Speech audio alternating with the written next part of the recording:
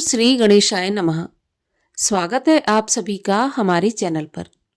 आज है गणेश चतुर्थी और आज के दिन चौथ माता की कथा सुनने से सभी प्रकार के संकटों का नाश होता है। तो अगर आपने व्रत किया है तो अत्यंत श्रेष्ठ है, अगर व्रत नहीं भी किया तो भी कथा अवश्य सुननी चाहिए। कथा सुनने मात्र से ही भगवान गणेश की कृपा से सभी प्रकार के संकट दूर होते हैं। तो आइए आज के इस वीडियो में हम आपको सुनाते हैं चौथ माता के व्रत की कथा। एक नगर में एक बूढ़ी माँ रहती थी। वह अपने बेटे की सलामती के लिए 12 महीनों की चौथ का व्रत किया करती थी। प्रत्येक चौथ को पंसारी से थोड़ा सा गुड़ और घी लाकर 4 लड्डू बनाती, एक बेटे को देती, एक से पूजा करती और एक हथकार के लिए निकालती और एक चांद उगने पर खुद खा लेती थी। एक समय की बात है, उसका बेटा अपनी ताई से मिलने गया। ताई ने बैसाखी चौथ का व्रत रखा था। ताई से पूछा उसने कि माँ तो 12 महीने की चौथ करती है। तो ताई बोली, तेरी माँ तेरी कमाई से तरमाल खाने के लिए 12 महीने का चौथ का व्रत करती है। अगर तू परदेश चला जाए तो वह एक भी चौथ नहीं करेगी। लड़के को लगा कि ताई तो सच कह रही है। घर आकर उसने माँ से कहा, मैं परदेश जा रहा हूँ, यहाँ तू मेरी कमाई खाने पीने में ही उड़ा देती है।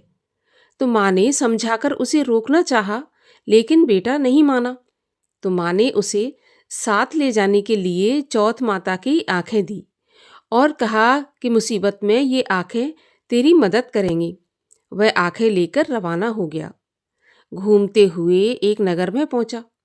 उसने देखा कि एक बूढ़ी माँ जो रोती जा रही थी और पुआ बनाती जा रही थी।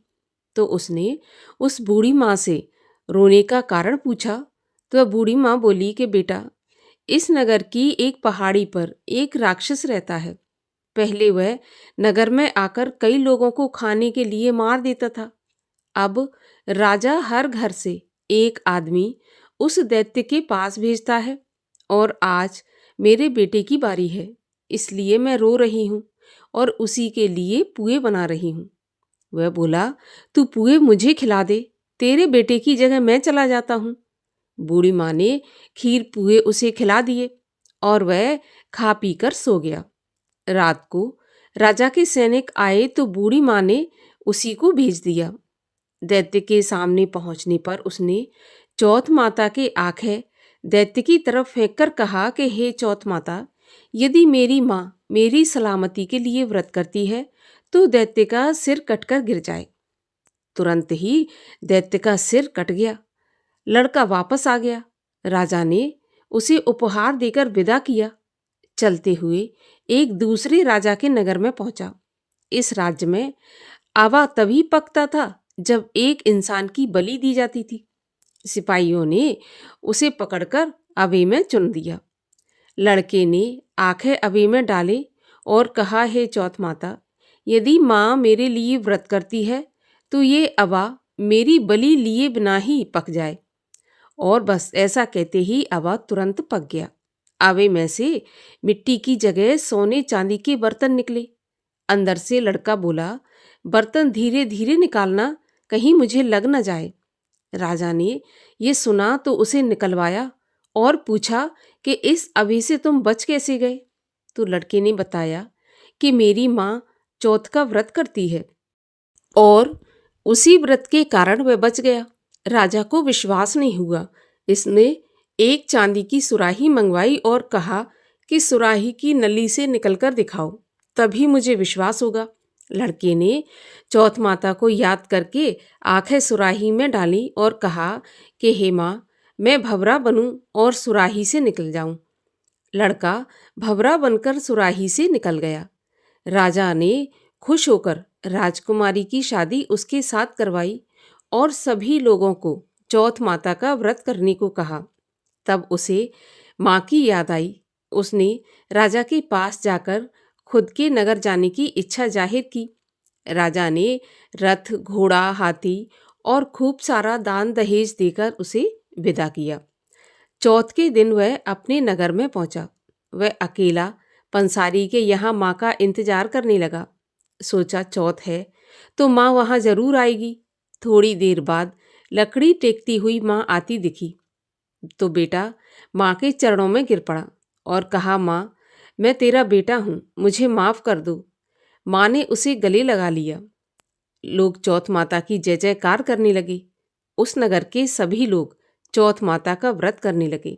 हे चौथ माता, जैसे बूढ़ी माँ और उसके बेटे की सहायता की वैसे हमारी भी करना, और जो भी यह कथा सुने या पढ़े उस पर भी आप अपनी कृपा करना।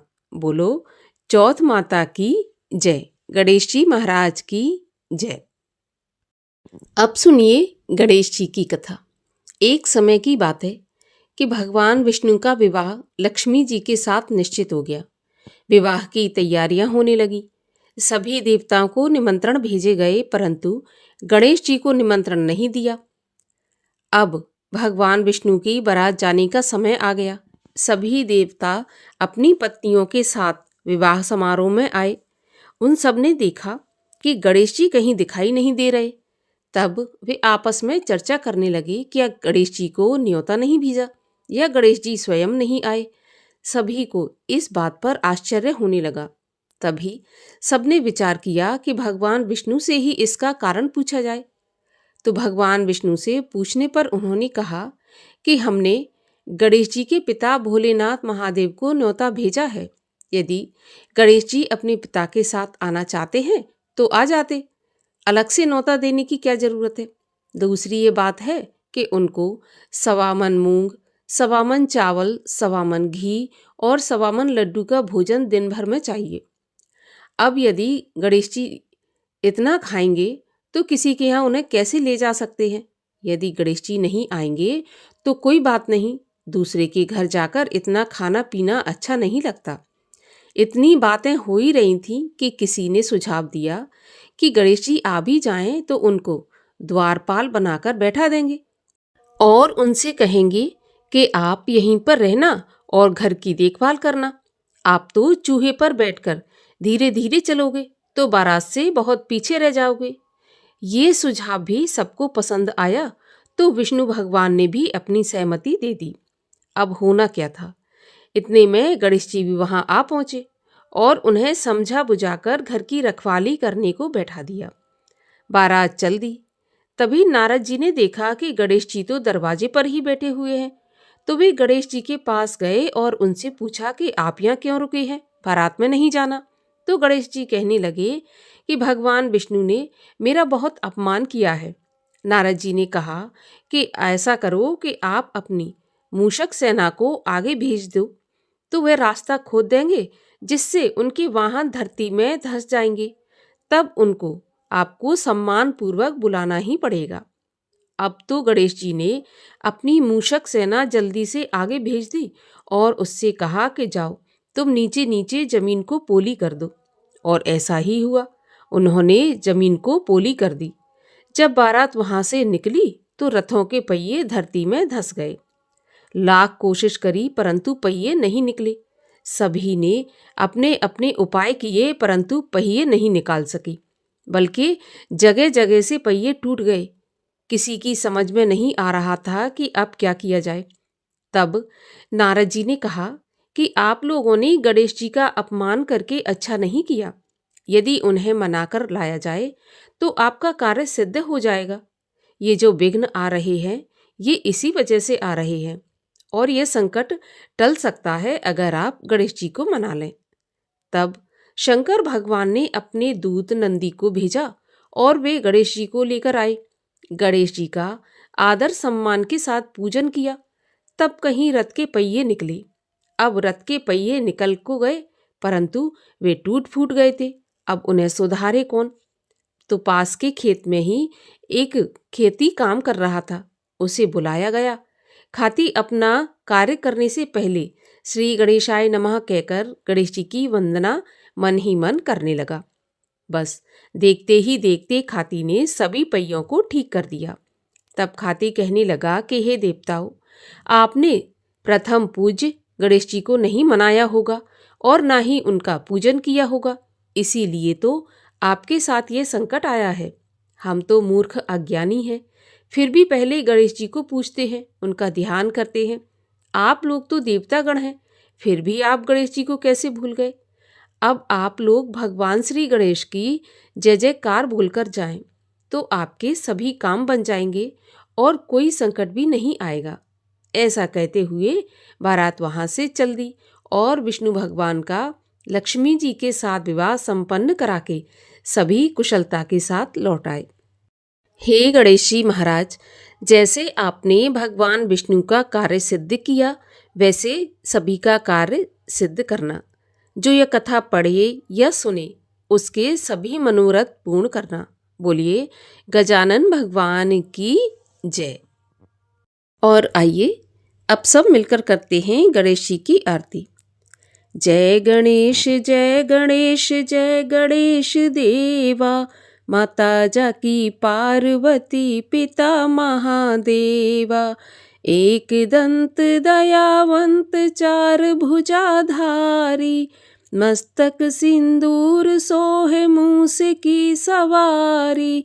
मान चढ़े फूल चढ़े और चढ़े मेवा, लड्डुअन का भोग लगे संत करे सेवा।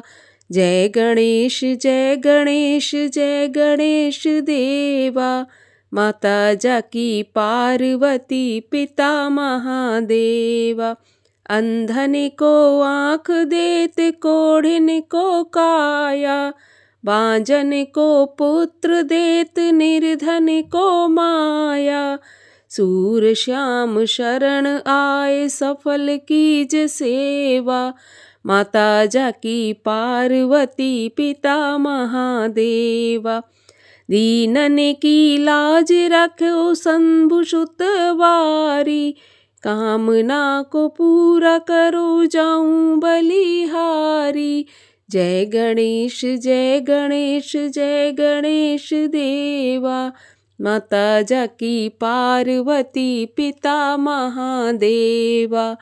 माता जाकी पार्वती पिता महादेवा। जय गौरी नंदा प्रभु जय गौरी नंदा, गणपति आनंद कंदा, मैं चरणन बंदा। ओम जय गौरी नंदा। सूंड सुंडालो नयन विशालो, कुंडल झलकंता, कुमकुम केशर चंदन, सिंदूर बदन वंदा। ओम जय गौरी नंदा। मुकुट सुगण सोहंसा, मस्तक सोहंता, बैया बाजू बंदा, पहुँची निरखंता। ओम जय गौरी नंदा। मूषक वाहन राजत, शिव सुत आनंदा, कहत शिवानंद स्वामी, मेटत भव फंदा। ओम जय गौरी नंदा। बोलिए गणेश जी महाराज की जय।